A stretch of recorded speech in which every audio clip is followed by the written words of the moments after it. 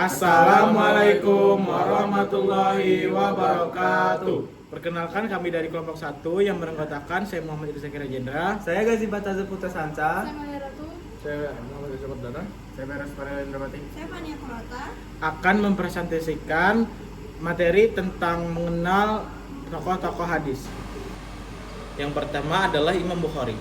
Biografi Imam Bukhari, nama lengkap Abu Abdillah Muhammad bin Ismail bin Ibrahim bin Al-Mughirah bin Bardizbah, lahir di Bukhara, Uzbekistan pada 13 Syawal 194 Hijriah atau 810 Masehi. Dikenal sebagai Bukhari karena berasal dari daerah Bukhara. Ia kurang lebih menghafal 100.000 hadis sahih dan 200.000 hadis tidak sahih. Wafat pada malam Idul Fitri tahun 252 Hijriah atau 870 Masehi, dimakamkan dekat Samarkand.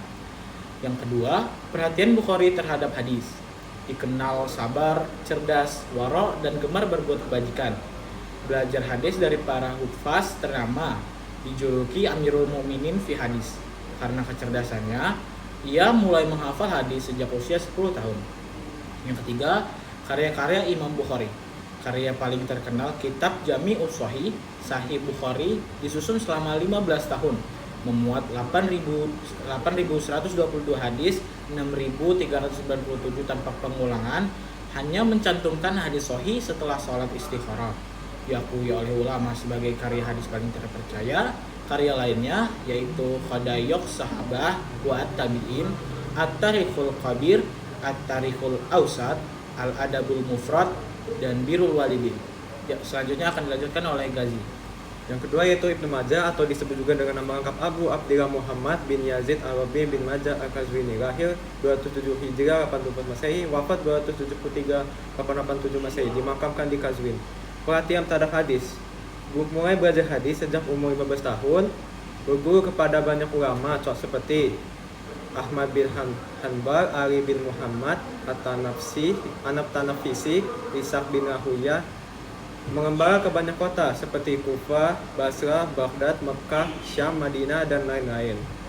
Karya terbesarnya Ibnu menyusun kitab Sunan Ibnu Majah, termasuk dalam Kutubus Sittah 6 kitab hadis utama. Isi kitabnya yaitu total hadis sekitar 4.341, hadis sahih sekitar 3.002, hadis dhaif sekitar 1.339. Sebagian hadis juga terdapat dalam Al-Mutawatir dan Musnad Ahmad. Yang ketiga, Imam An-Nasa'i. Imam An-Nasa'i memiliki nama lengkap Abu Abdurrahman Ahmad bin Syu'aib bin Ali bin Sinan bin Bar An-Nasa'i. Ia lahir pada tahun 215 Hijriah atau sekitar 830 Masehi di kota Nasa, yaitu sebuah kota yang berada di wilayah Khurasan. Keilmuan. Imam An-Nasa'i dikenal sebagai ahli hadis dan kritikus hadis yang sangat teliti. Ia melakukan perjalanan ke berbagai pusat ilmu pada saat itu, seperti Hijaz, Irak, Mesir, dan juga Syam. Imam An-Nasa'i berguru kepada banyak ulama-ulama terkenal. Ulama-ulama terkenalnya yaitu Ishaq bin Rohuyah, lalu Qutaibah bin Sa'id, lalu Muhammad bin Mus'ab. Imam An-Nasa'i juga memiliki murid-murid yang banyak menjadi ulama besar, seperti Ibnu Hibban dan juga Abu Bakar Al-Ajuri. Selain dari itu, kitab-kitab An-Nasa'i yang terkenal adalah Kitab As-Sunan As-Sughra. Kitab As-Sunan As-Sughra termasuk ke dalam Kutubus Sittah, yaitu 6 kitab hadis utama. Lalu setelah As-Sunan As-Sughra ada juga As-Sunan Al-Kubra. As-Sunan Al-Kubra adalah versi lebih besar dari As-Sunan As-Sughra. Ia berisi hadis yang lebih lengkap dan lebih banyak. Keistimewaan dari Imam An-Nasa'i ialah ia dikenal sangat teliti dan selektif dalam menilai perawi hadis. Karena ketelitiannya, sebagian ulama mengatakan kitab Sunan An-Nasa'i lebih sahih dibanding dengan Sunan Abu Daud dan Sunan At-Tirmizi. Lalu ia wafat pada tahun 303 Hijriah atau 915 Masehi di kota Ramla, Palestina. Namun ada juga riwayat yang mengatakan beliau wafat di kota Mekah. 4. Imam Tirmizi. Nama lengkapnya adalah Abu Isa Muhammad. Lahir pada tahun 824 Masehi di negara Iran. Ia dikenal cerdas dan taat beribadah. Beliau wafat pada tahun 892 Masehi dan dimakamkan di Uzbekistan. Seperti ulama hadis lainnya, ia berkelana mencari hadis ke berbagai daerah. Ia belajar dari banyak ulama terkenal dan juga tokoh-tokoh besar seperti Bukhari dan Muslim. Karya utamanya adalah Jami As-Sahih yang mengklasifikasikan hadis menjadi sahih, hasan, dan dhaif. Kitab ini mendapat pengakuan dari ulama-ulama besar. Yang kelima, Imam Abu Dawud.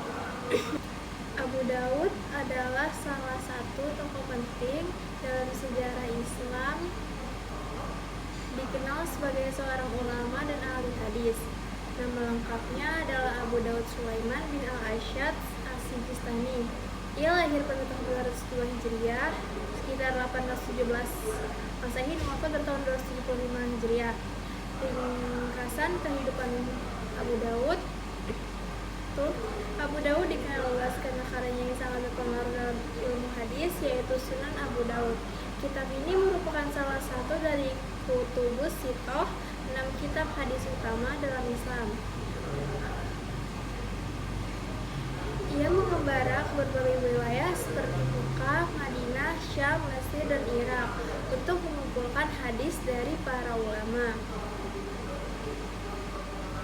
Ia sangat ahli dalam menilai sanad, hadis, dan memahami kandungan hukumnya. Ciri-ciri karyanya adalah Sunan Abu Dawud berisi sekitar 4.800 hadis yang berkaitan langsung dengan hukum Islam. Ia memilih hadis yang dianggap sahih atau hasan dan menjelaskan tingkat kekuatannya. Pengaruhnya, Abu Dawud sangat dihormati oleh para ulama dan menjadi rujukan utama dalam fikih serta ilmu hadis saat ini.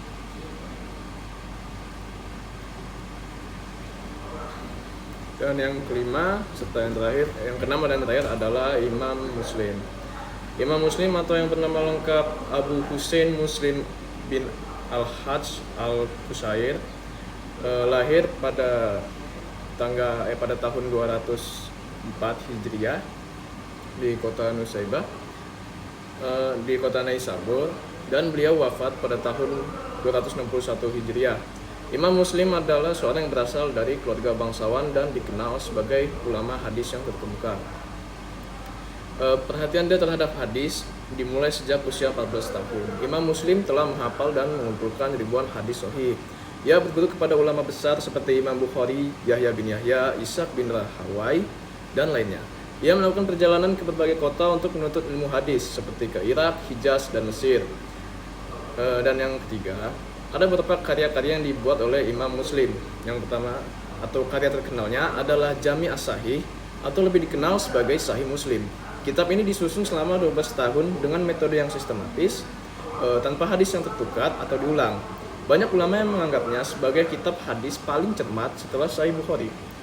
Dan yang keempat, ada beberapa keistimewaan dari Imam Muslim. Yang pertama adalah disusun sangat rapi dan teliti. Hadis dikelompokkan berdasarkan bab atau tema dan tidak diulang di bab yang lain. Dan ada juga Imam Muslim sangat selektif dalam memasukkan riwayat ke dalam kitabnya, hanya berdasarkan hujah yang kuat. Sekian presentasi dari kelompok kami. Wassalamualaikum warahmatullahi wabarakatuh.